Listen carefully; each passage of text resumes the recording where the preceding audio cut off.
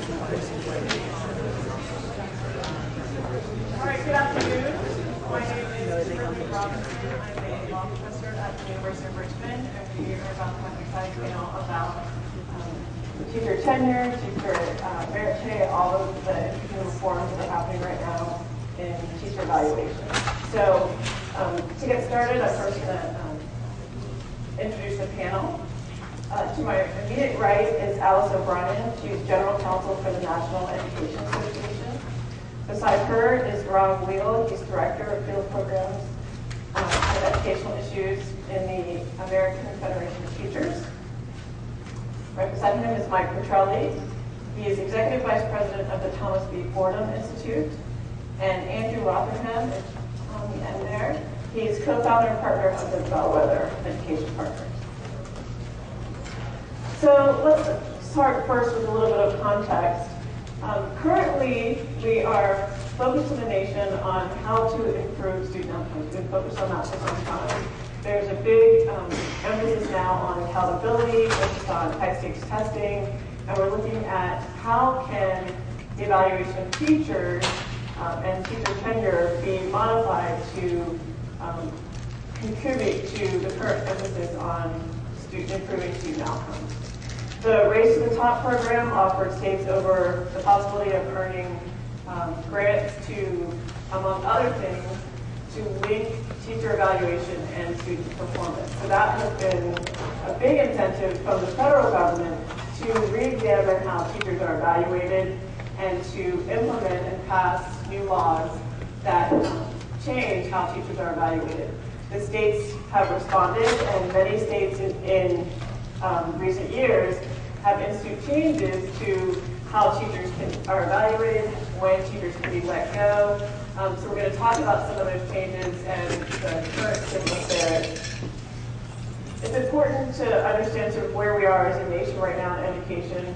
If you look at some of the recent test scores, for example, on the National Assessment for Education Progress, 12th graders, 25% of 12th graders could not read at a basic level on the National Assessment of Progress. 36% of 12th graders could not do math at a basic level on the National Assessment for Educational Progress. Now, as some of you know, within education, there's a little bit of criticism of maybe is it too hard, but still, to the extent that you view that as a valid measure, there's certainly considerable concerns that we have such a large number of students who are leaving high school and who are not able to perform some really critical skills that they'll need for life and employment and further education when they leave school. In addition, those are just the students who are in 12th grade at the time. You also have students at a very high dropout rate. Approximately 30% of high school students across the nation drop out. Those numbers are significantly higher when we break them down into racial groups and look at minority groups. So we have, in the opinion of many, quite a crisis within American education. And so this panel is going to look at what is the role of reforming, re-examining teacher tenure to try to help address the challenges that we're facing within the American education system. So that's why we're taking a look at this issue. So let's just start out with the first question. Many education reformers, as many of you might be aware, are focused on and quite critical now of both teacher tenure and teacher unions as an obstacle to reform. So let's just start with the basic question. Why have teacher unions and in particular teacher tenure come under such fire lately? Oh, good. Okay. Let me turn this on first of all. I think it's probably worth taking 2 seconds to explain what tenure means. Because it's a unique concept for educational employees that doesn't apply across the board, and it's a little bit odd. Tenure is something that was promoted by teachers associations. The National Education Association started promoting tenure back in 1887 as a way to raise the status of teaching to a profession. So you didn't have people who were just there for a year or two and then went on to do other things. Those efforts took a very long time to come to fruition, and the first tenure statute wasn't passed until the early 1920s in New Jersey, and by sort of the middle of the century, there were tenure statutes in all of the states. Tenure provides just cause protection for teachers after they've worked a considerable period of time. In 43 states, it's 3 years or more. In some states, it's considerably longer. Prior to that point in time, a teacher can be let go for any reason or no reason at all. They just give them a notice of non-renewal. There's no process at all. And we have a substantial proportion of the teacher workforce that leaves during that initial 3-year period. In high poverty schools, hard to staff schools, schools that have put up sort of the lowest test scores, we have a huge teacher turnover problem. We also often have teacher turnover rates approaching 50% within the first couple of years in the profession. So the problem in those schools has nothing to do with tenure at all. It has to do with keeping people in those schools. So there's a substantive component of tenure, which is just cause, and then there's a procedural component, which varies from state to state, but it's usually a notice of the reasons why you're being discharged and a hearing before some kind of tribunal, usually the school board. In most states, in over 30 states, the final decision maker in tenure determinations is the school board. So the process is not tremendously arduous. It's not tremendously expensive. It does prevent good teachers from being terminated for very poor reasons, such as they offended a powerful parent, they offended a student who had a powerful parent, they taught a subject in a manner that was too controversial, they blew the whistle on their principal, they were the wrong sex, the wrong age, etc. All those things are fleshed out and protected under these just cause regimes in a very efficient, inexpensive way. NEA does provide representation for teachers in termination situations, and we look very closely at sort of the costs of that operation, and the costs are really modest. Most teacher termination cases, we looked at our numbers over the 4-year period from 2006 to 2009. 93% of those cases were resolved before they even went to a hearing before the school board for a couple $1,000 on our side of the case. I don't know what the school districts were paying, but they should have been paying much more than that, or they should be talking to their attorneys about it. And the cases that actually went to hearing before a school board, the costs were still relatively low. 80% of them were resolved for $10,000 or less. So I'm going to take a lot of issue with the premise of the question, because there has been a sweeping move to change tenure rules in the last legislative session in the Republican-dominated states, and those moves have been very successful. Tenure has been effectively all but eliminated in approximately 9 states. Either by saying we're not going to have any just cause protection for teachers going forward, or by saying teachers will lose tenure altogether if they receive poor evaluations. And my premise here is that those statutes really have nothing to do. They're not empirically based on any evidence as to the need to expedite the removal of bad teachers from the classroom. And if you were really concerned with educational quality, you would look at supply issues and retention issues of quality teachers. NEA has done a lot of work in that area. One of the pieces of materials that you have, in Northland has a lot of materials, is a policy statement that NEA passed out of its representative assembly this past July that puts forward a very sweeping prescription for change in terms of teacher evaluation and retention practices and teacher accountability practices. But there needs to be a more systematic look at what's going on, as opposed to focusing simply on should we eliminate just cause protection for teachers. And with that, I'll turn it over to Ross. Well, I have my job at AFT is, I'm not a lawyer, I don't really understand any of that stuff. My job is to make it work in the schools. I'm the director of field program for AFT for quality. My job is to go in and implement programs. And when I see laws passed, I understand why the laws pass. I understand why people say teachers unions are in the way. I understand that because it's politically expedient to say those kind of things. There's a difference, though, in the world about political expediency and educational expediency, and we got to remember they're not the same. What will be wonderful to sit on the stump and talk about and blame somebody for the bad, what's going on in schools might be really good politically for people, but actually it's not going to make any difference in the schools. And I'm not just talking about the pipeline, I'm talking about what happens between teachers and kids in the classroom. So, although I really do believe a lot of the people who are pushing these laws really believe these things will somehow numerically change what goes on in the classrooms, it won't. We need to change a little bit of our focus and thinking. So, when we ask, what do we think about these things, our position is we oppose them because they're not going to help kids get succeed. That's our problem. And when people say, well, you don't want accountability and all that kind of stuff, our position is we want to help our kids learn. And I can give specific examples of how we're out there pushing those kind of things and how these laws specifically kind of hinder that a little bit and how it works in the field. Not what happens in the state legislatures and how people will sit there and go back and forth, but actually how they play out in the field. One of the problems we have here is that we are kind of working in an evidence-free zone in schools a little bit.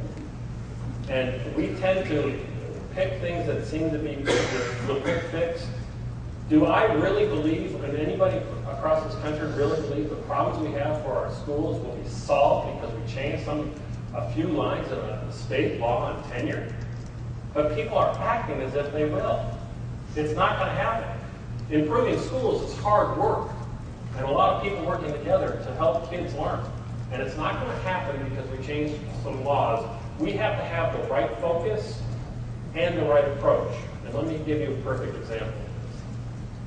When we talk about improving practice and all the changes around teacher evaluation in this country, the focus has been on finding the bad ones, not improving education for all kids. There's absolutely, you mentioned Race to the Top. In Race to the Top, they talk about using teacher evaluation systems to improve and inform instruction. But the school districts don't get any points for that. They get points when they tie it to pay. They get points when they tie teacher evaluation to test scores. I work with those locals. They are in a total compliance mode. What do I have to do to plot? Not what's good. They're in a compliance mode. We have to change this around. I absolutely agree. Teacher evaluation in this country needs to change radically, and we need to improve. But the change has to be about improvement in the classroom, not about finding the few people who eventually there will be some people that probably do not deserve to be in the classroom. But that shouldn't be the focus of the effort. That's the problem. We have made that the focus of the effort and not the real focus of improving practice and improving teaching and learning that goes on in the schools. And so that's our kind of effort here, is kind of, you ask why people think unions are in a way. It's because we have positions like that. If that doesn't align up with some other people's positions, it's called a political debate. And we participate in it. And we're not ashamed that we do.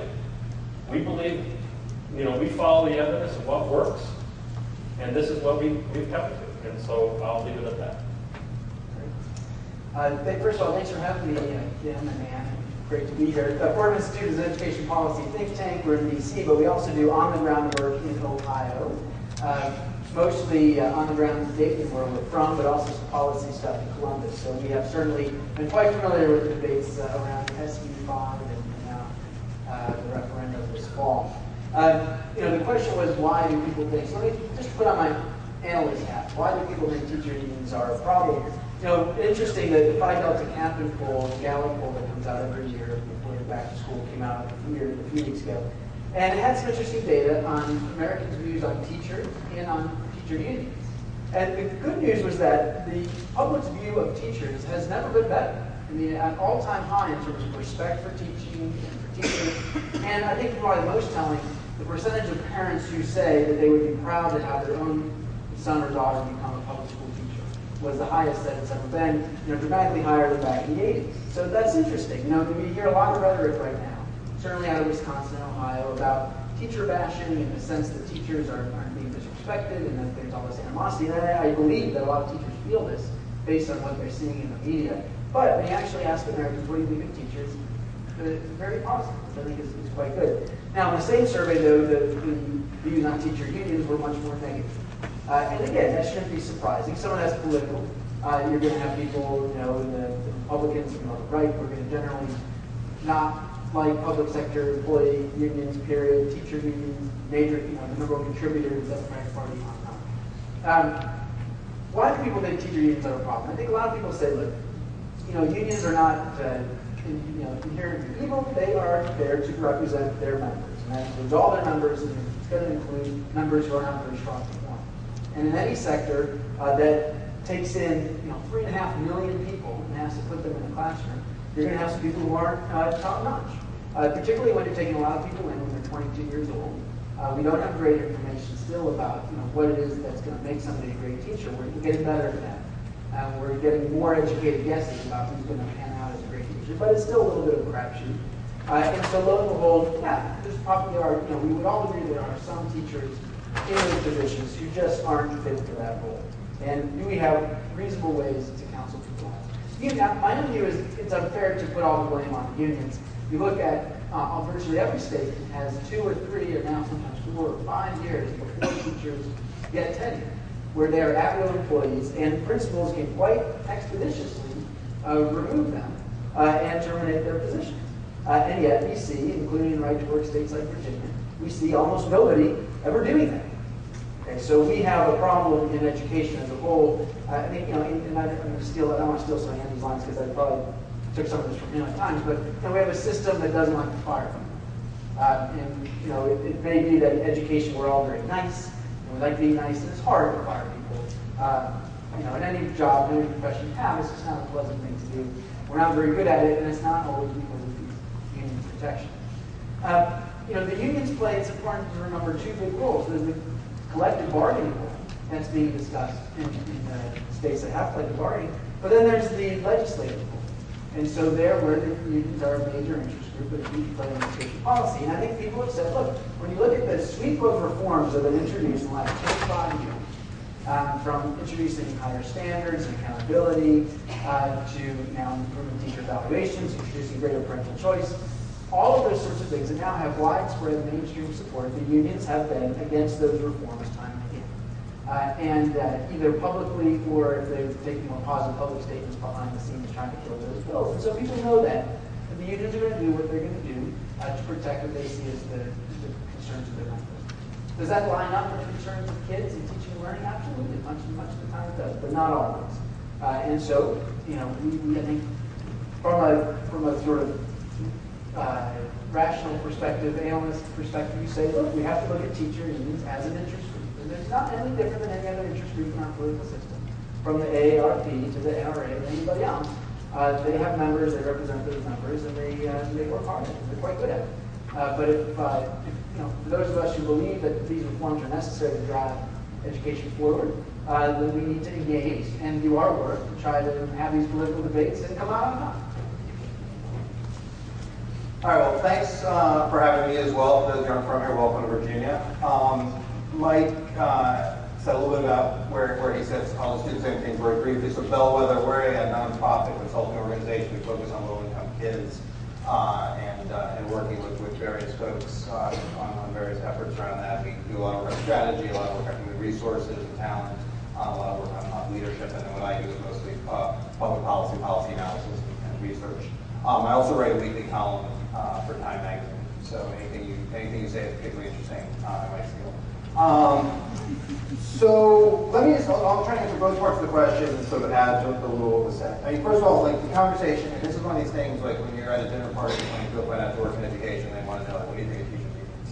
And it's like, it's one of these questions, it's like, it's like asking, like, what do you think of drivers? You know, I mean, some are good. We all suffered down 95 today, but I saw some great ones. I saw some that were downright terrifying. Same thing's true of teachers unions. So we have this conversation, is they're a monolith. And I mean, right here on the panel, you see there's 2 national teachers unions. Now, when you get down around the country, there's all kinds of variation in terms of what they're doing on the ground and so forth, quality of leadership and everything. So I just find it I think there's some things unions are spot on and very right on. I think there's other things that they're really wrong on. I think sort of this, says initially evidence. I think there's some things they do that are contrary to the evidence. I think there's some positions they take that aren't popular but are the right ones.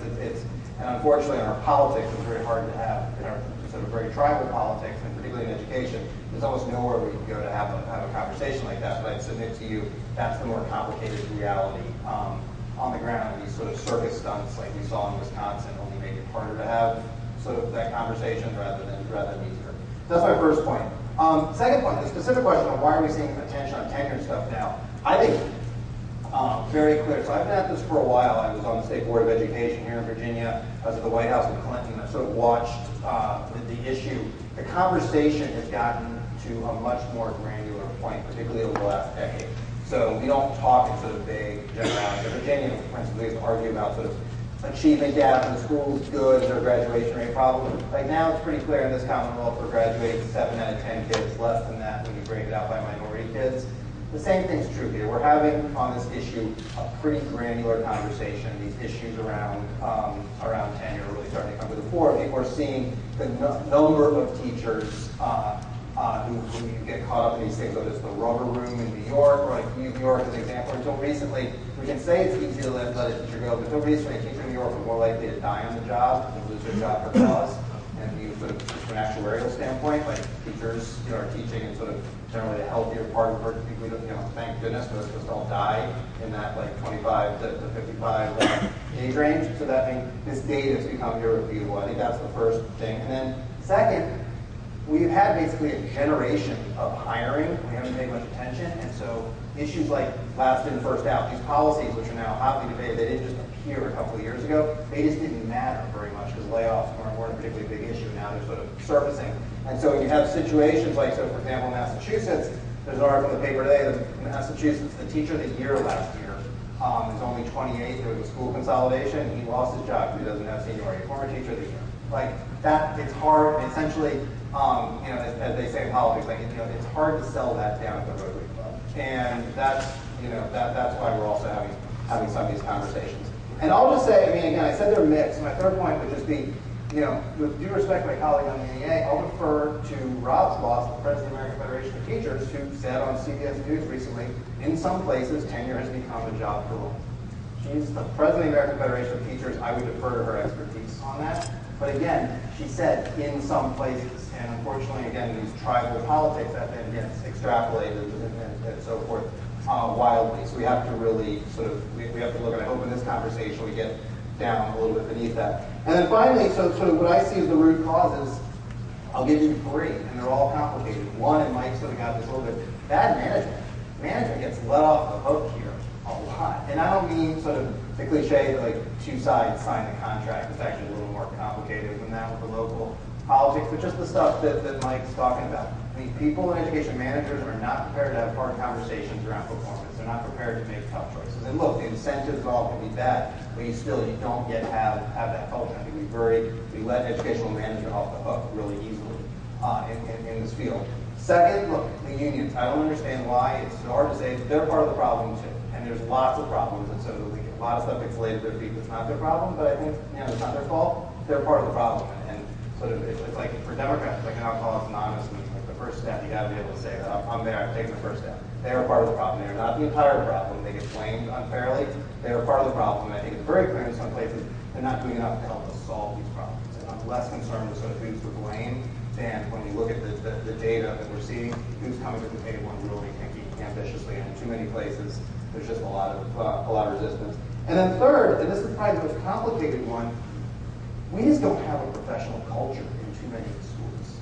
And that gets, again, the willingness to sort of talk in very frank terms about performance and really be held accountable for performance, to really think about outcomes, how professionals, one of the things we see, and Rob and I talk about this a lot, you start to have a dispute and immediately people go to the letter of the contract.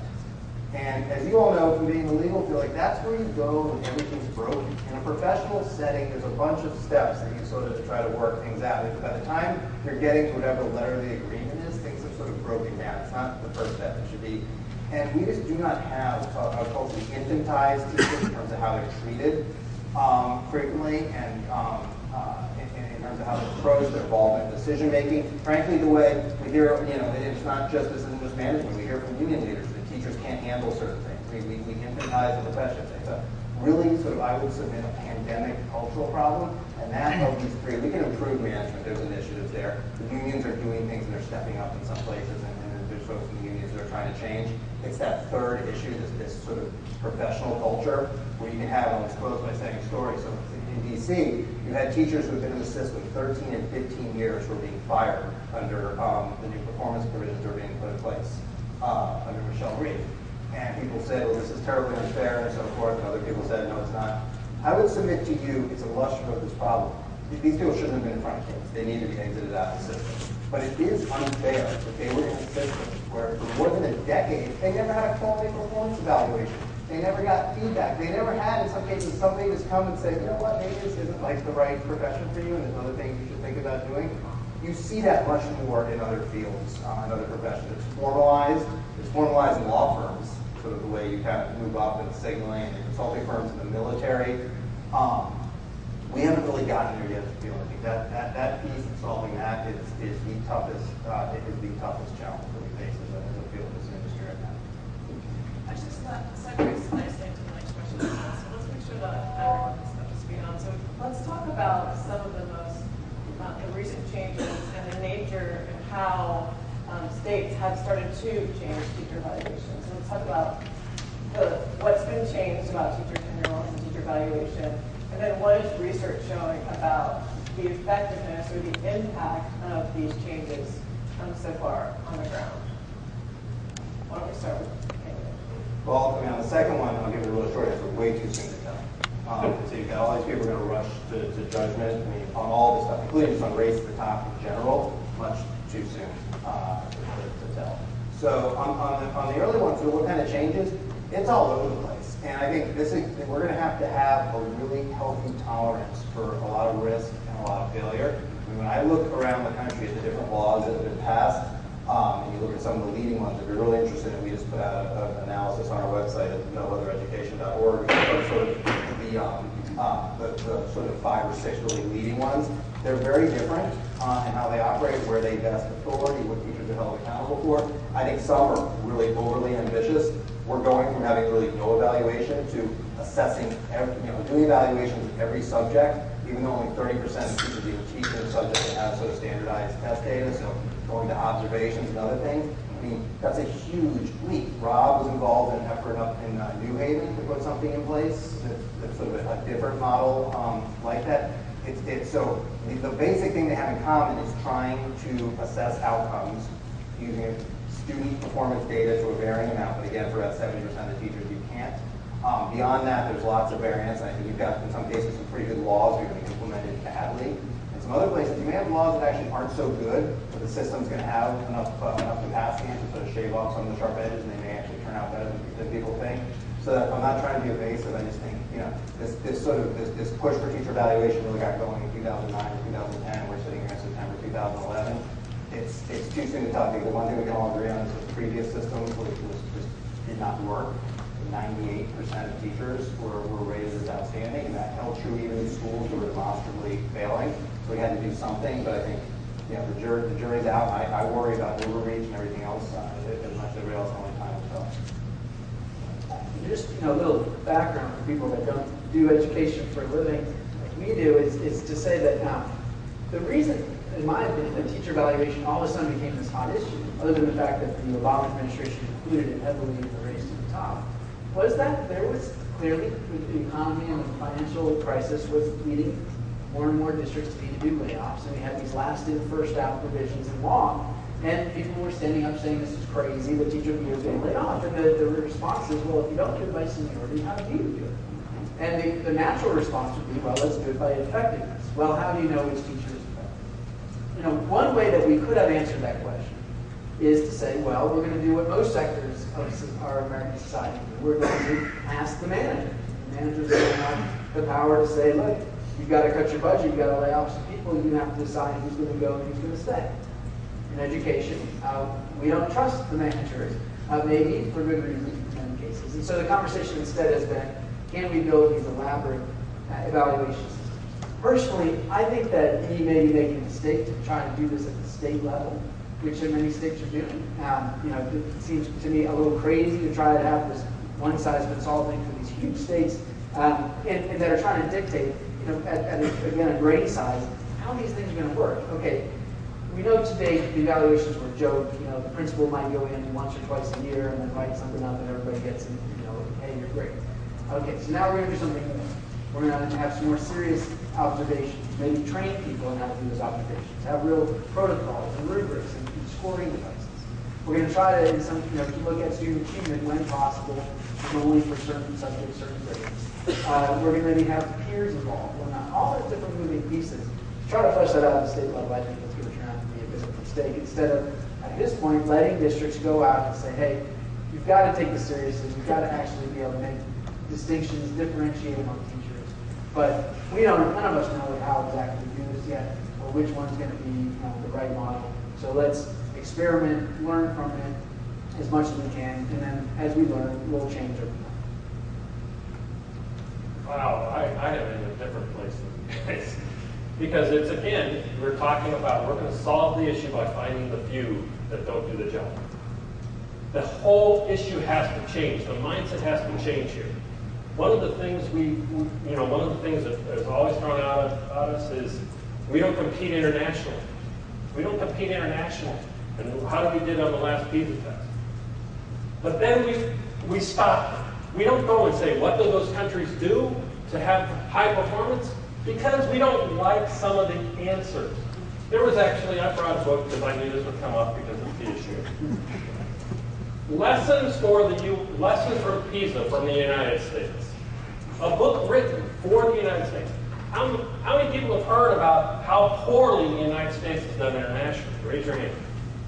How many people knew this book was out? Exactly my point. Exactly my point. What these other countries do is they don't look at teacher evaluation as about firing the bad few. They say that's a subset of what happens naturally through the process. The process should be about getting continuous improvement, total feedback to teachers so they can improve their lessons tomorrow. Not wait until the end of the year to get a summative review, turn it over and say, hey, by the way, next year you might want to improve. That's not going to improve our school systems. That's not what anybody else does in the world to get their kids. They look at teachers. When we talk about LIFO and tenure and all that stuff, that is a sideshow to help teachers get better every day. When you talk to I'm lucky enough that where I've been in these other countries that outperform us, I personally ask them the question about stuff like LIFO and tenure and that stuff, and they look at us like crazy. They say, why aren't your more experienced teachers better than the new ones? Isn't that an indictment of your system, that you're not improving your teaching as they go along? They don't understand that. To them, that's how could that really be a problem that you guys have in your country, and you're not dealing with it? How is that a problem? They look at us like we're crazy. And I'm sitting here, and it's on the ground. When we work with school districts, it is very difficult to get school districts to work with us to improve that connection, that feedback line to teachers. They see that as a lot of hard work.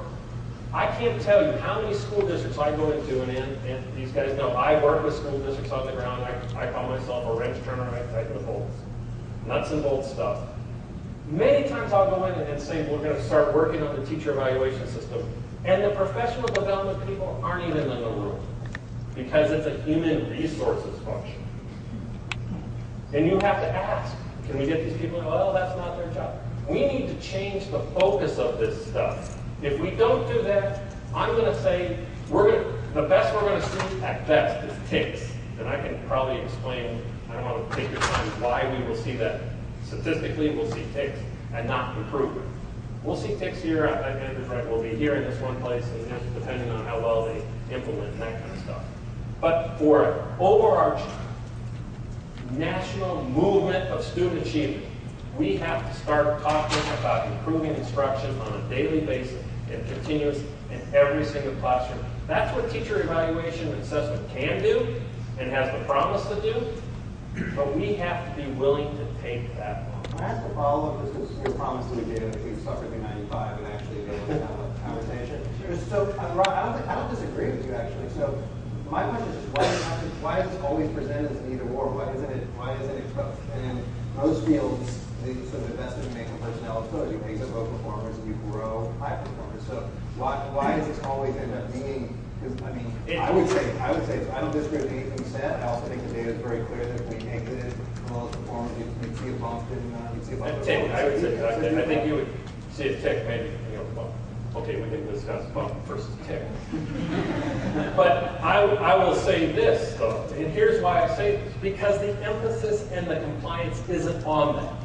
I know, I hear what you're saying, that, and we've said that, you guys both heard Randy on the stump. She said every time we talk about this, when you put a continuous improvement model for teacher evaluation in place, there will be people who don't meet the standard, and they need to be exited out of the profession. She says it every single time. I make sure she says it every single time. But it's a matter of focus, it's a matter of emphasis. The emphasis isn't there. When we talk about giving points to states about what's the most important competitive priority for these grants, it's not about if you're giving constant feedback on student data to teachers so they can improve their practice. Those lines are in the law. I admit those lines are in those laws, but they are not part of the compliance that school districts have to do.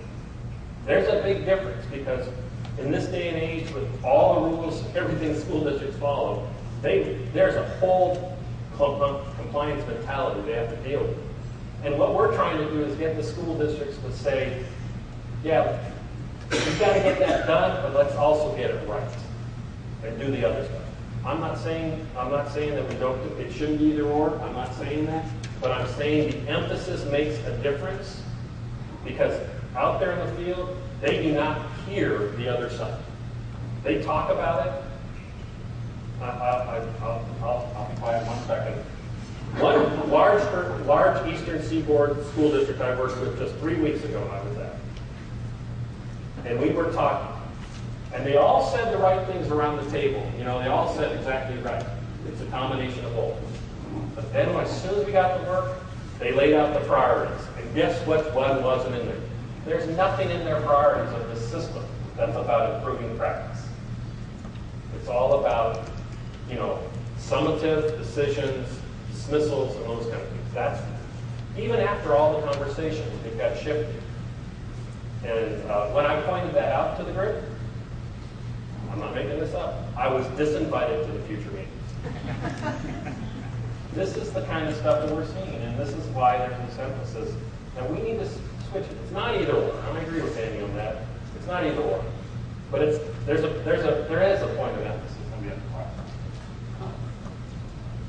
Sure. I completely agree on the emphasis point.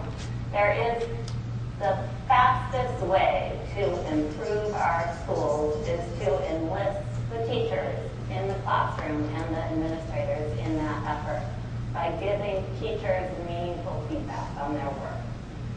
NEA is squarely on record that needs to happen and is moving programs in states and locals throughout the country to make sure that happens.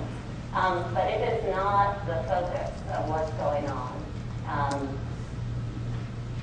as a result of the legislation. A lot of the legislation is driven by very punitive, kick them out sort of motivations.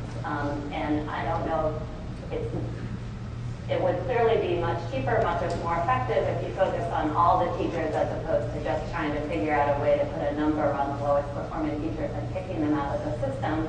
But it's also a much more complicated management issue.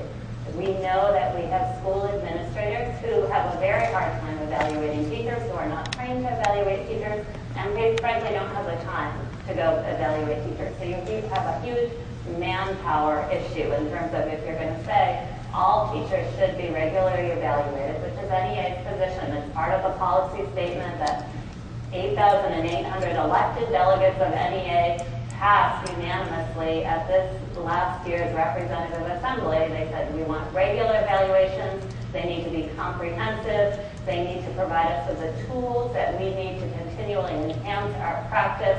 We are accountable for providing a high quality education to all of our students. and we are accountable for continually enhancing our practice, give us the tools to do that. But when you try to have that conversation at the state level, at the district level, there aren't the resources there at this point, and we're hopeful that will change at this point to make that happen. And I do want to talk just a little bit about sort of the evaluation frameworks that are out there, because it's important for people to understand what they are. And there's quite a spectrum, as Andy was saying. There are 30 states that have sort of fundamentally changed how they're approaching evaluations in the last couple of years. 10 of those states are moving to regimes under which 50%, effectively, the predominant factor in your evaluation as a teacher is the performance of your students on a standardized test. And there are a lot of concerns. We have a lot of concerns with that approach. Number one. For people who feel that's 50%, but that's for the teachers who actually teach the subjects between sets, which is about 30%. Which is about 30%.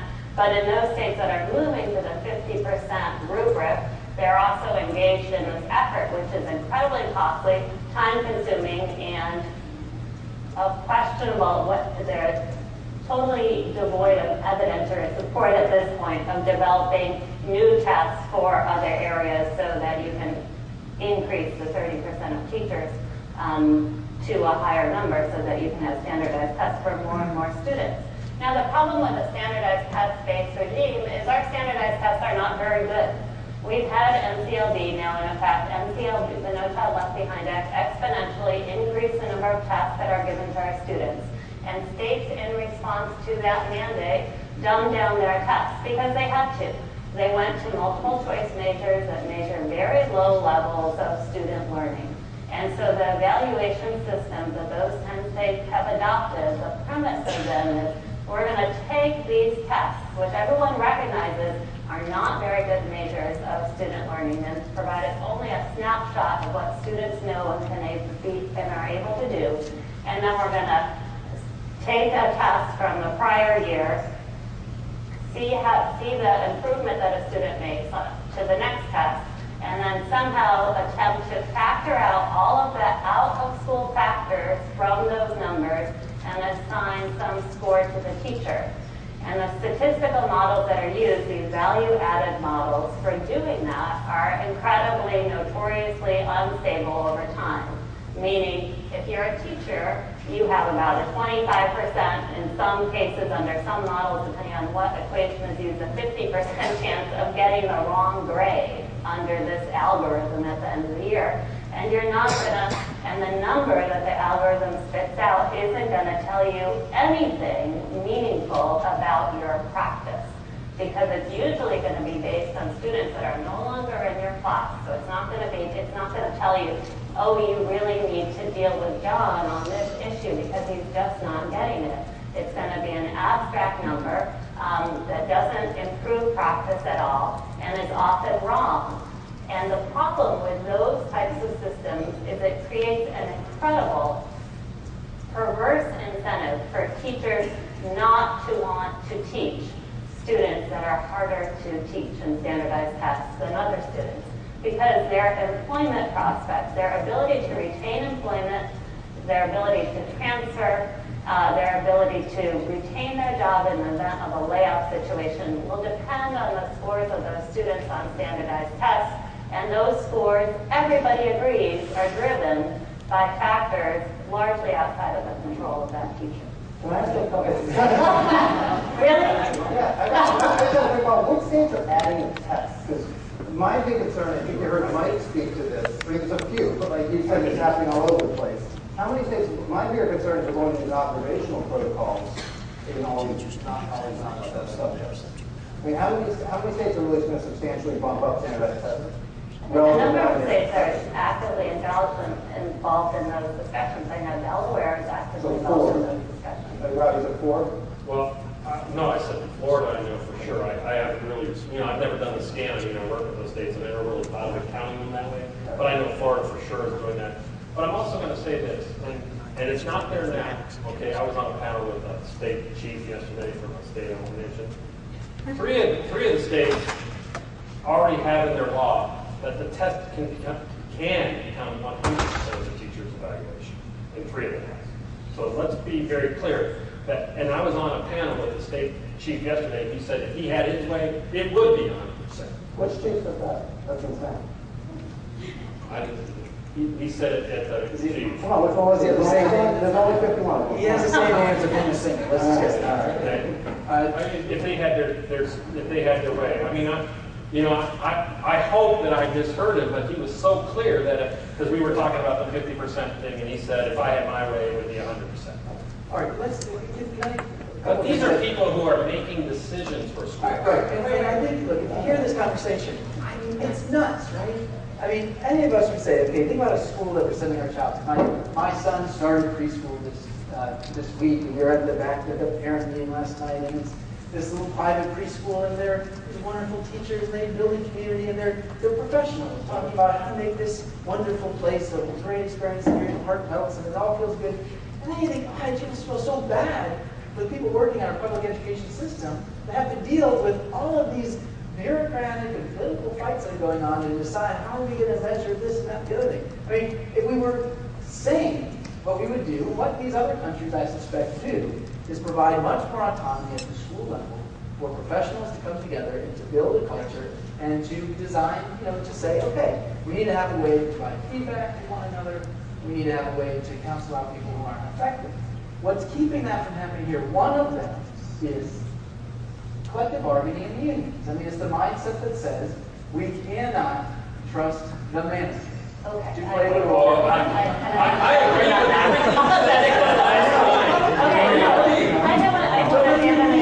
Would you agree with letting, if you don't like the test, if you don't like all these other things, let principals do the evaluation and use their judgment? Would you agree with that? Wait. Let me jump in. Let me jump in. Okay, please. Why don't we, there's a number of... That's a heck of a lot different from your press. Before you get into the actual point that I think everyone here has glossed over, just one. Let me break the question, and then you can all have two. So what the debate is being down to is what is the most effective way to evaluate teachers? A number of states, as you've heard, have begun to evaluate teachers in substantial part, and some are moving to more than substantial part, based on student performance. There obviously are a number of other ways to evaluate teachers that include observation, peer review, and so part of what I want to tease out of the discussion as we're going back and forth is what are the most effective ways to revise how teachers are evaluated? Because obviously we're not in equilibrium, right, where everyone is average. So we've got to come up with a more effective way to evaluate teachers. What are some of the most effective ways to do that? And what is the role, what should be the role of looking at student growth in evaluating teachers? Should it be none? Yeah, let me just quickly, so I'll give again the answer I gave. The short answer to your question, we don't know, and beware anyone who says we do know, and I'm going to use that as the jumping off point. This international stuff, look, I love a good junket every bit as much as Rod does, but this conversation is irresponsible. This is what you've heard here. There are contextual factors about these other countries that no one bothered to share with you. They track heavily in the elementary and secondary grade, much more selective getting into the teaching profession. We could be much more selective about getting into the teaching profession. The very heavy tracking, that's not our way. That's not how we do things in this country. We need to be very careful sort of jumping. And what's happening now is a few years ago, all my friends in the choice movement were looking at some countries overseas that had choice and saying, see, look, they have vouchers and everything's great, ignoring all the contextual factors. Now my friends in the teachers union movement are doing it, or sort of fetishizing Finland. These issues are more complicated. So sort of value added is sort of a quintessential example. We're like a cargo cult in this field. This thing is washed up on the beach and everyone's like, oh boy. And it's interesting. It can tell us some things. Using it for 100% would be completely irresponsible. Using it for 0% would be too. Value added means looking at students. And you got sort of there was a nugget of truth in what you heard, but you got sort of the extreme example. The numbers do bounce around some, and depending on the model, they bounce around at different degrees and based on different degrees. That's why it's one tool you want to use it to inform a professional decision. That's sort of very sympathetic to what Mike's talking about, where in most fields, I look at how I evaluate employees who work for me, it's a mixture of quantitative and qualitative stuff. Really in this country, unless you're in like sales, you're not measured sort of purely on quantitative metrics, most of us in our careers. You would see this in law firms with partners, and some of it's how much business you bring in, some of it's other values you add to the firm and so forth. So the answer is, first of all, we don't know. We don't know a lot of this. And again, like with these other countries, the idea that like the returns to experience on teaching are so different there than they are here. If you actually look at those curves, the returns to experience are a little bit greater in some of those countries, but not substantially so. Right now, just given the technologies in the field, we don't have terrific returns to experience in education. We need to change that. That's why I agree with Rob on the growth point. So I think we should try this in some different ways. We should see what's happening. You're going to get some extremes. Like I'm not a big fan of what happened with the law in Florida, for instance. But I am a big fan of saying we ought to be trying a whole bunch of different things because we don't know, and it's the only way we're going to get to know. We have so much of this sort of presumed wisdom in education that we can actually sort of look at the evidence that's not there. And this is really a time to innovate. And that includes, I wish some places would try what Mike's talking about as well, and see what we learn from there, knowing what we know about the passing. So the question, I would rephrase it as simply, in an environment where we have a very non-selective entry to the teaching course, and let me tell you as a state board member, it's more non-selective than you probably think. Where it's very non-selective entry of very large teaching courses, Mike said 3.5 million, that's different than a lot of these little Western European countries. How do you, in a system like that, think about how much student growth should matter? That's, I think, the way to ask the question. Again, the answer, like, I can't tell you, we have to find that out. Andy and I are going to have to meet after this and have a long conversation because these other countries don't track. In fact, the results in this book will tell you don't track because that's what this country can't do that are high performing. Finland has a high stakes exam after high school. How is that? High stakes, okay, I understand. They all have high stakes for their kids. All of them. This is where I won't get into it. It's not worth it. But because I want to answer the question about what's in, and I'll look and talk later about the experience thing too. The difference here is, again, I was a high school teacher for 20 years, and I'll try, one of the premises of teaching is say it again and say it again and check it and see if it say it again and say it again until you get it. I'm going to say again about what is the proper role of teacher evaluation, proper role of student learning, is you have to have both the observation and the student learning if you're going to help teachers improve, because you got to see what they're doing in the classroom and then relate it back to the performance indicators to see what works and what doesn't. That's the only way you're going to improve teaching. You can't just look at a test score and somehow improve teaching. You have to know what went on in the classrooms. There has to be an observation, and then you connect the two back. The key here is how long between those two connections. If we make the difference between what they do in the classroom and when you connect it back 18 months, I don't think we're really, and you laugh about that. In some places, hopefully we're getting better with the data systems, but in some places that's what it was. And we're saying, how come we didn't get better? Because you have to remember, a year and a half ago, I want you guys to remember what you did a year and a half ago last Thursday. Okay? It's a lot more difficult than that. The idea here is something called principal agency and causal effect. You connect them two. If you want people to improve, you give them data so they can improve immediately. The closer you can do that, the better they have a chance to improve. That's why you have to have observation. Here's what you get rid of. I agree. Should we get rid of it in a lot of teacher contracts that rules about how often teachers can be observed and so forth? So it sounds like we've got a point of agreement. We should scrap this. We have a point of agreement. If we come at teacher evaluation system about improvement, I don't think there's going to be a big problem with that. But if we come at, as it is right now, when it's not about teacher improvement, it's going to be, that's the difficulty we have. I think your point also means that we should get feedback from all of you right now. We can improve the rest of the Do we have any questions from you have a question? This is more of a comment, and not like a response to this, like response.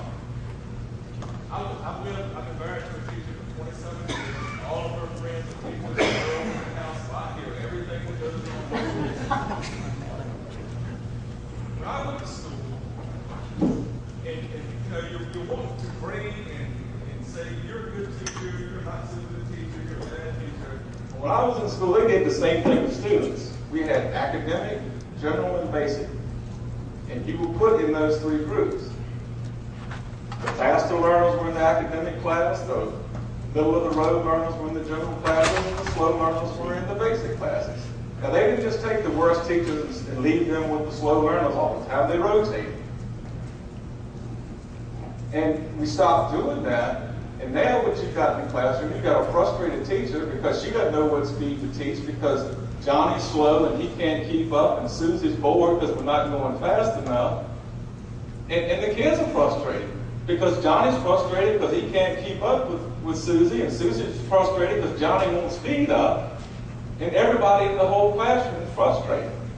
And until we go, and we've got a mentality now that everybody that walks through the door of a school is going to end up coming to the University of Richmond Law School. That's not going to happen.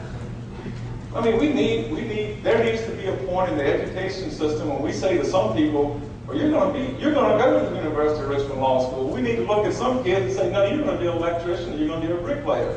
And somehow or another, we have told our kids that if you get a job working with your hands, you're less than a first-class citizen in this country. And until we go back, and I would challenge you, and I wanted to ask the question if there was any difference in the numbers in states that had unions and states that didn't, but you answered that when you said that Virginia graduates 7 out of 10. So there's no difference in states that have unions and states that don't. It's not the problem with the teacher. The problem is the education system and at least the school system where I'm from, every new curriculum that comes out, we jump on the bandwagon, do that one for a couple of years, and as soon as the next thing comes along, we're right on that one. And until we go back to doing with students what everybody wants to do with teachers, you're never going to fix the problem. So I'll just pick up the Virginia point. This is a really common thing you just tossed around the debate. There isn't a big difference between right-to-work states and strong labor states. But the reason for that is it's not, again, this gets back to the point about blaming the unions or not. It's not the unionization per se, it's the policies. And if you look at Virginia's policies, like Maryland's a very strong union state. It's a perfectly natural comparison. Like right next door, we're basically the same as that. The difference is some of the stuff exists there in teachers' contracts, it exists here in state code, or it gets negotiated local memorandum of understanding. It's the wrong variable. You got to look at the practices, not whether or not there's unions. On your point about kids working with their hands, I totally agree with devalue vocational education. But I will say, when Rob saw this as a teacher, I saw this. We tracked hard for a long time, and we tracked hard by race. And so it wasn't as if kids were deciding they wanted to work with their hands, they were getting put into tracks, and you still see that now. Systematically, low-income kids and minority kids get less access to demanding classes. So I agree with you, not everyone's going to go to the University of Richmond's law school. There's a natural distribution of abilities. But what you see right now in the data is an artificial distribution. It's created by the way we organize schools, how we resource them, and so forth. And that, from where I sit, that's like the number one equity problem. Anything that's in the way, regardless of my civic support politically, I think has to get moved out of the way. And if I could, I'm going to 100% agree with Andy on that one, is that tracking is not a good way to run schools. Our teachers have to have the skills, and we have to, this is a perfect example of how we haven't really helped teachers get the skills they need in the classroom. We haven't supported them in a way. There are, Andy hit the point about the different, different subgroups within schools and how that's been where tracking has gone. There's ways to handle this within schools. There's ways to deal with it, and it's not tracking. And I hear what you're saying, but I also believe that there's support. You can't even retain a child now unless the parent says it's okay. You can't give zeros in the class. The lowest grade you can possibly get on paper now is 50. Wow. I don't know, various places. If my wife was sitting here as a teacher, so she, your natural instinct is to say that's crazy if you can't fail a kid. But like her school, they put in place a system basically forced kids to make up the work. It was sort of highly coercive. And so I would agree on sort of in general we have problems with standards and so forth, but some of these things in terms of how they can play out, creative teachers can sort of use incentives and use second chances in some pretty ambitious initiatives. And the system that they have when I was in school, just because you were in that basic class 1 year didn't mean if you progressed, you moved up. If you moved up, what's that? Why don't we take another question from the audience? how did we get where we are today? I mean, did we not go years ago or decades ago to a great educational system to something that is now, admittedly, in a lot of places so dysfunctional? What happened? Something cultural, something else? No, we're doing better. Well, we are doing better. I'm glad you heard you say It's not that. what we're doing good enough. The standards have changed, right? Our country has changed from a place where graduating from high school was something that not everyone did to a place where everyone really needs to go to college if they possibly can. And our schools are expected, rightly so, to prepare kids to go to college and thrive in college. And that's a very different bar than it used to be. We've moved it up quite a bit. We've made great strides over the last 2 decades in closing the achievement gap between different socioeconomic and racial groups. But we have great strides still to make. So I don't want to, there's people present a very partial view of our educational system. And I think if you take a longer view, you can see we've done a lot and we have a lot to do. But you have to put it in a broader frame. I used to be a teacher. I taught at a school where there were 3 administrators and everyone else was teachers. Education was very different then. I've also been involved in some educational litigation. And I often think whether you're a union, management, or just public policy, we often don't measure the value of the education added by teachers. We were doing the public taxpayer a disservice.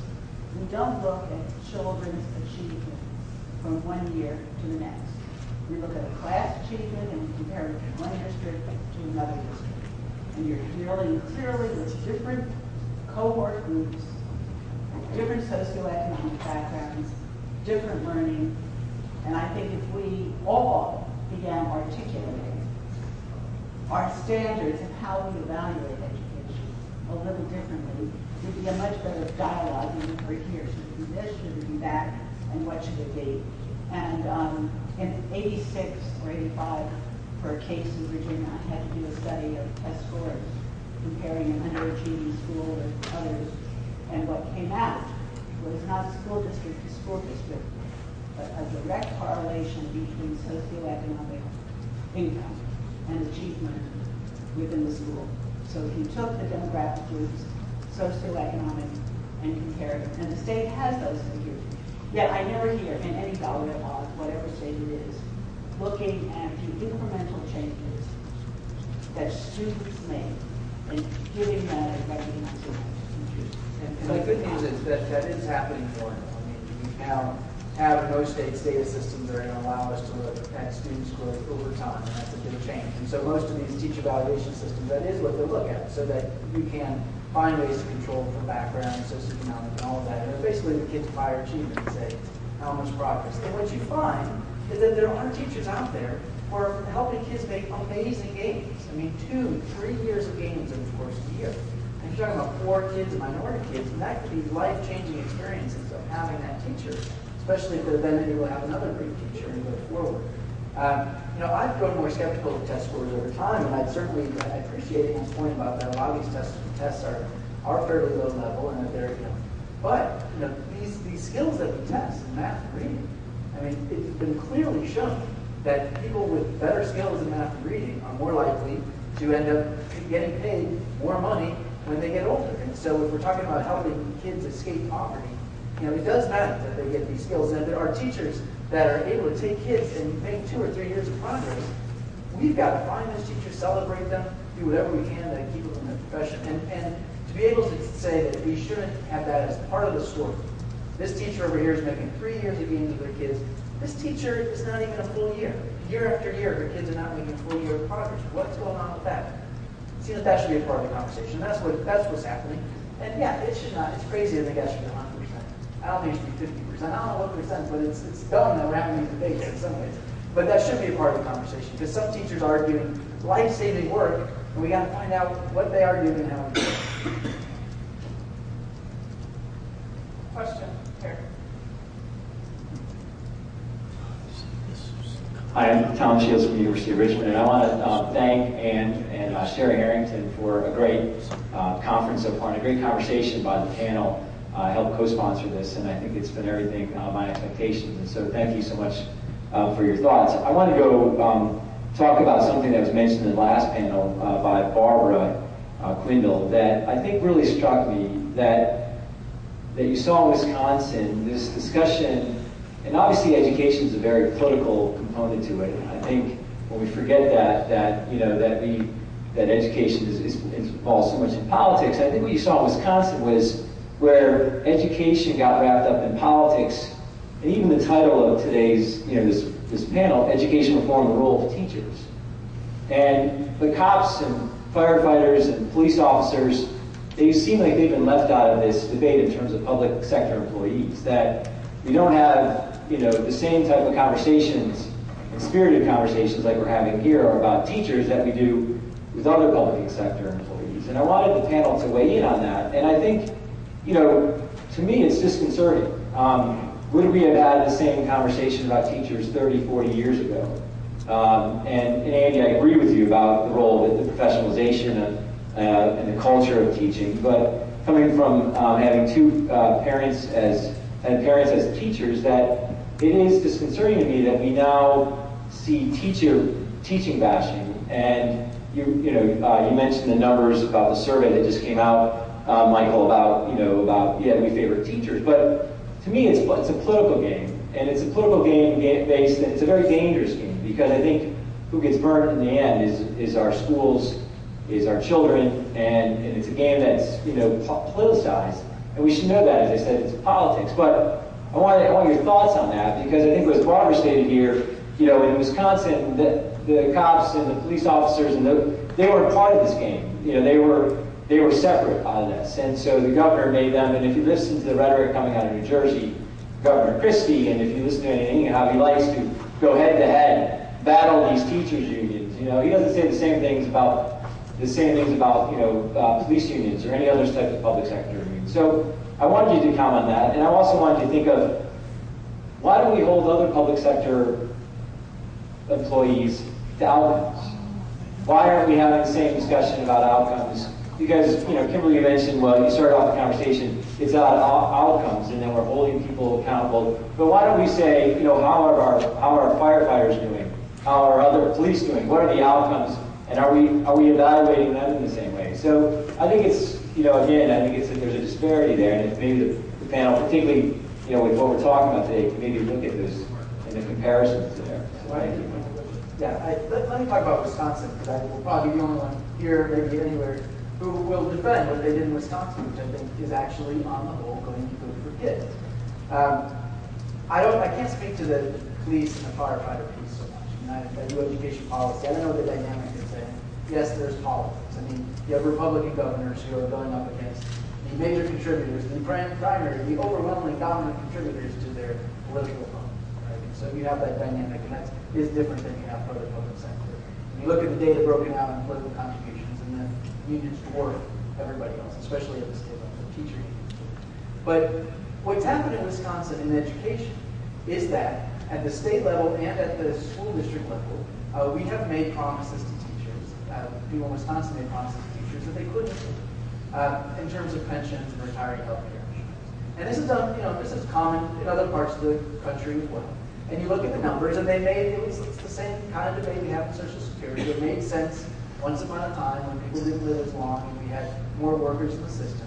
But now, you've got a situation in Milwaukee where, the benefits ratio to salary was getting close to 100%. That you had huge benefits. And we know why that may have happened over time, the contract negotiations, there wasn't money for salaries, there wasn't money for benefits, and deferred compensation, all that stuff. But the end of the day is, the bill was coming due. Baby boomers are retiring, and people are saying, my God, we're broke, and we're never going to be able to afford these pensions. So one of the things they did in Wisconsin was rein in those pensions quite a bit, ask teachers to contribute more to them. And what's that? Teachers agreed to. What's that? Which teachers agreed to, and all the unions agreed to, voluntarily. All right. Now, the question is, they did agree to it at one time, and that made a big difference. The fiscal outlook was a lot better. But the question is this. You had school districts who had a history of giving these giveaways that they couldn't afford either to teachers. Milwaukee, for example, for a long time, said the law, state law was each side was supposed to give 6.2% of the pension, the employee and the employee. And Milwaukee had agreed to a deal where the system would pay 100% of the employee's contribution, right? In some ways, it's crazy, right? But they did that. And then you say, okay, you buy the argument that says you've got both sides on, you've got the unions on both sides of the table because the unions have such free hand in electing school boards who are friendly to them. And so school boards will turn around and give them these things that they want. And I don't think it's crazy in that environment for policymakers to say, look, we cannot trust these local school boards fiscally to hold the line when they're negotiating with unions that have basically elected them. And so we are going to pull back their authority to collectively bargain these things away. Basically, what Scott Walker did was say that he is against local control, right? Because he said we can't trust local control because local control means these school boards giving away stuff we can't. And in that light, I think there is some rationality to it. I don't know if the analogies on the police and firemen are the same dynamic. I don't know if we increase spending, by huge amounts like we have in education the last 15 years in those other fields. One last point, there is a focus on outcomes in the police. The CompStat stuff out of New York City was the driver of a lot of this stuff in education. It was this idea that you could use data and target which precincts, what the trend looked like in crime, and you could hold managers accountable for getting better results and addressing the issues. And that's animated a lot of the interest in education. So let me just pick up, and then I'm sure our colleagues will agree. I disagree with a lot of what part of what Mike said, and I agree with other parts. So here's the problem with Wisconsin. I listened to that last panel. I sat back and it was fascinating. The problem with Wisconsin is all we're talking about now is Wisconsin. You heard that last panel. And Arnie Duncan was there yesterday. And Wisconsin, one of the worst NCLB evaders, huge achievement gap, really bad situation for kids of color. What are we talking about? Collective bargaining. What Scott Walker essentially did is shift the conversation from any of these specifics, evaluation, or really in some cases insane personnel policies, all these other things, to a discussion about collective bargaining, which of course put everybody back into their tribal position. You get people like me who are like, I don't like a lot of what the teachers unions do on some of this stuff. Like, they have a right, I think, to bargain collectively. And we can argue about that. I don't think it's a basic human right, as they were saying in Wisconsin, but I think it's like a pretty reasonable political right. Did you work in the state board? They give them that right? But we didn't have that power on the state board. But like I happen to think, like having in Virginia, we can change some of our policies without any great effect. So the problem with Wisconsin, though, is Mike's right about a lot of these places that like the pension stuff. The problem in Wisconsin, the teacher's pension was actually in pretty good shape actuarially. We do a lot of work on this. There are many. Chris Christie has a legitimate point in New Jersey. The numbers there are rough. That was not the case in Wisconsin. This was politics, pure and simple. And I think it's completely sort of perverted the discussion away from the specifics to this, which is really frustrating. The other point, what Mike said about cops is exactly right. We're holding them accountable for outcomes. Now, what's really interesting is the profile of teachers who's going into professional career is changing much faster than it is for these other fields. And that raises a bunch of issues around selection and training. It also raises the pension issue.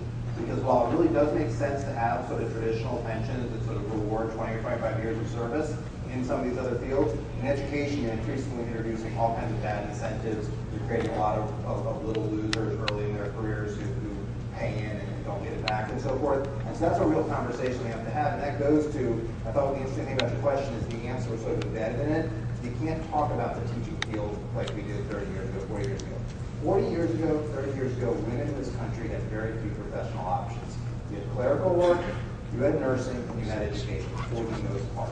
And the demographics clearly show that. Thankfully, we've made incredible social strides over the last half century or so, and we now have many more opportunities. I don't want to say there's not class ceilings and so forth, but tremendous strides.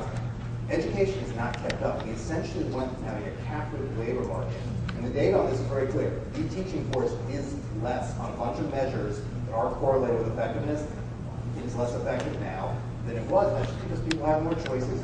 We haven't changed anything about how we recruit people, how we train people, how we incent people. The school districts essentially still do hiring the way they did 40 years ago, but now they're competing with all these other fields. The data is also incentives. People go into education for intrinsic, not extrinsic incentives. And I think some of the data that's coming out of Nashville and other places So, let's be careful. Because if that's true, then why are we even having this fiscal conversation? I think we should be very careful. People go in the field for lots of different reasons. Hang on. When I talked about infantizing teachers earlier, assuming that they only go in for intrinsic motivations, people make decisions for lots of different reasons. They go to work. Some people go to work for for-profit companies for intrinsic reasons. And so I think we want to be very, very careful so that we start training out that what teachers really care about is just the kids. They do care about the kids. But we all have, there's sort of economic arguments and so forth. And we put the argument that teachers don't care about money in the hands of a guy like Scott Walker. You don't want to know where that's going to go. And one of the things that, I would pretty much agree with Andy except for the one thing about the pipeline. I think that that's just too easy to say things are changing like that. That's just a really nice way of saying we haven't done a good job of shaping the profession and putting the standards in place because I could go into we could do a whole session of pipeline stuff that I would, I don't want to do it here, but I think there's more to it than just we're changing. It's a lot more than just that. And so, because like when you talk about who goes into teaching versus what we see in other places and stuff like that, there's a whole other reason about that we're not talking about here, and it's not the right place. So this stuff is like I think you were saying it's not black and white, one size fits all. It's all over the place, and lots of there are 15,000 school districts in this country, and they all do things pretty much some things the same, some things pretty differently. And so a lot of this stuff is about how do you, I agree with, I'm going to go back to what Mike said about getting teachers together, and then all of a sudden it was a jump to making the principal makes all the decisions. Why would you get all the teachers together if the principal is making all the decisions? Why would we waste people's time that way? You want to get teachers together so they can look at student learning, they can look at making decisions in the school that will drive student achievement. That's why you get them together. And the principal's job is to support that effort. And there's a lot of research about the power of that. And so when you talk about that kind of stuff, absolutely I agree. But then when you heard it shift right quick to managers have to make the decision. And that's the shift that we always have to, I'm super sensitive to it, but I think that we hear that a lot. But again, Rob, my little think tank, I try to work hard to get our staff together and collaborate and be professionals, and when it comes to evaluations, they all give feedback on one another. But at the end of the day, I have to make a decision about their evaluation and if there's any consequences that flow. But we weren't that's talking, how most places. but at that point, we weren't talking about valuation. We were talking about teachers coming together and collaborating and working together. Well, what I'm saying is to do it in an environment where the decisions are not made from on high, right? That we have now, we're building these statewide evaluation systems. And 3 levels down, you're going to have teachers and principals working under these rules. And I think there's a part of that. If you're asking me, would the state laws go below the line on the stuff? Yes, the state line went below, the state laws went below the line. Be careful, I've had people who work for me, who work for you, you want to that shit.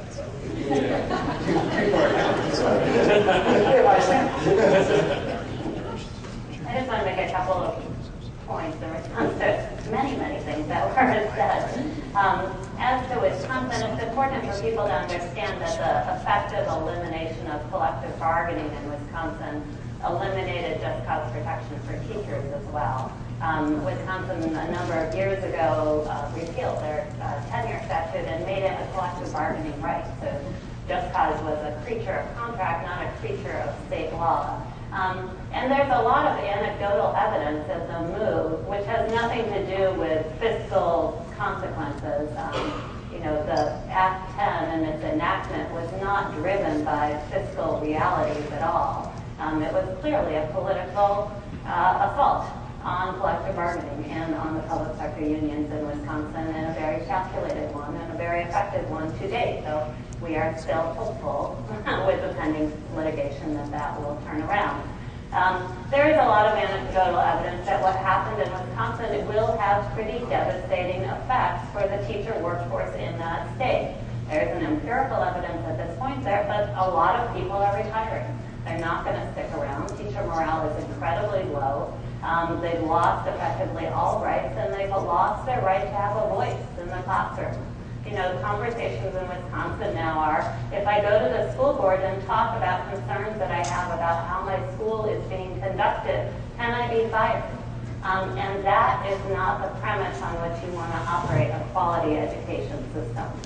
And the fact that the Wisconsin situation is not evidence-based is not unique. You know, these standardized test-driven evaluation regimes are contrary to the research guidance that has come out of the National Research Council, the Board on Testing and Assessment, RAND Corporation, the Educational Testing Service, have all said, go slow, do these on pilot project basis only. They should not be the sole or predominant measure of teacher effectiveness. And that doesn't mean that student growth, to circle back to a comment that the woman in the back made, that doesn't mean that student growth shouldn't be a part of teacher evaluation. We are strongly of the view that student learning and growth has to be a part of teacher evaluation, but it has to be a part of teacher evaluation in ways that are valid and reliable. So you know you're measuring the right thing, and you know that you're fairly attributing to a teacher the learning and growth of their students. And that's a very tall order, and one that I hope everybody on this panel will work a lot in the coming years together to advance. All right, we're going to take one more question and then wrap up. Thank you. I'm Maurizio Del Conte, and I'm from Italy, and I really enjoyed this discussion. My feeling is that in this country you have a true passion for evaluation and eventually for rankings, I guess. But now my point is, are we really sure that the key question is what is the best way to evaluate teachers, rather than another question, which should be what is the best way to educate teachers? I'd like to take that one. I'm gonna smile and laugh because there's a guy who is a main honor of the Pisa study and all that kind of stuff. His name's Mr. Slaker. And I was meeting with him, and he said, to follow up, he says, United States definition of accountability is unique to the world. And he was kind of following up with your point a little bit. It's unique to the world. Again, what you're talking about developing teachers in the pipeline and developing on the job, continuous improvement of teaching, using the assessments, using observation, using student learning, and giving teachers feedback for improvement. I'm telling you right now, I work with teachers in the field. They want that data. They want their kids to do well, and they want that data, but they need to have it. They want to get it. They want to use it to improve their practice, and they want information as soon as they can get it. And so we need to figure out how, that is part of educating teachers, is giving them an ongoing way to get feedback on their performance so that they can improve and be educated in what works and what doesn't work with all the different kids in their classroom. The other thing is that, Mike talked about the money in schools. A lot of the money in schools over the last few decades is a lot different than just we're doing the same thing we did 40 years ago and all of a sudden. It's a lot different with special ed. If you look at the expenditures in schools, a lot of it has to come where we put a lot of money into special education and bringing kids out from behind doors and bringing them into mainstream. That's a good thing. I don't think that's a bad expenditure. I think that's a good expenditure, and we ought to do more of it. We should do everything we can to encourage their full participation in the educational system. And sometimes that costs money, but I think it's a good expenditure, and I think we shouldn't be, all just critical of just a flat number. It's about looking at the system and what it can do to improve constantly. The one thing we don't have in our schools that I'll talk about is a continuous improvement model, professional improvement model. Maybe that professionalism that Andrew's talking about, or I agree with that, absolutely. If we could get to that, because I believe that is professional, continuous improvement model. But in order we need data and stuff like that to improve, just like professionals do. And this is, but it's also about the focus and the emphasis, and that's the proper structure. So I guess I would just say, you know, we certainly don't have the Italian approach to accountability. Right? I would agree. You know, we immediately jump to this conversation of tenure and evaluation, and a little bit to pick up what Rod said, this has to be a holistic conversation, right? And I mean, we're talking about radically changing how a huge industry. We spend $600 billion a year on public schools in this country, which, you know, that's right up there with financial services, healthcare. It's one of our countries. And everyone says we need to spend a lot of money on politics, and they do because they happen to be one of the largest industries in the country. So it's not surprising. And we immediately jump to these little things.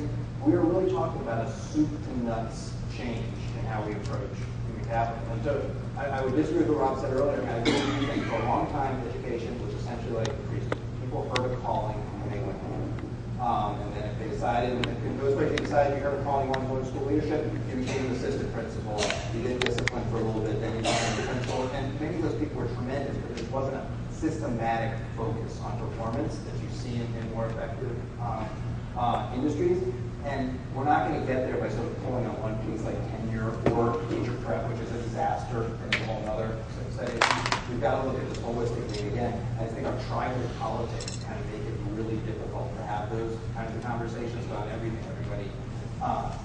Everybody sort of knows their position, and that's the problem. So the professional point we're talking about, sort of creating a professional, there really in many ways isn't one, and so it's all these things. So I think your question I agree with, and I think you could ask that question about like a dozen other things, and that's where we ought to be asking it, but that's also sort of just how daunting the challenge is. All right, well, we've certainly had a spirited discussion today. I want to thank our panelists for participating in the conversation.